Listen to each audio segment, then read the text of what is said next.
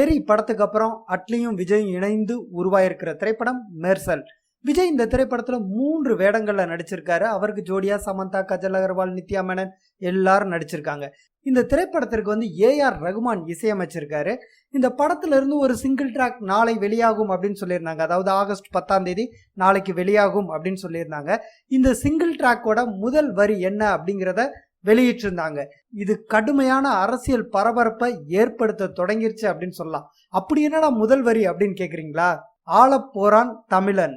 சமீப காலமாகவே தமிழனை ஆளணும் அப்படி போன்ற வாதங்கள் வைத்தது, நிறைய குரல்கள் எழுப்பப்பட்டுக்கிட்டே வந்துட்டு இருக்கிற இந்த நேரத்துல ஆளப்போறான் தமிழன் அப்படிங்கிற முதல் வரியில் துவங்கும் இந்த பாடல் கண்டிப்பா அரசியல் பரபரப்பை ஏற்படுத்தும்.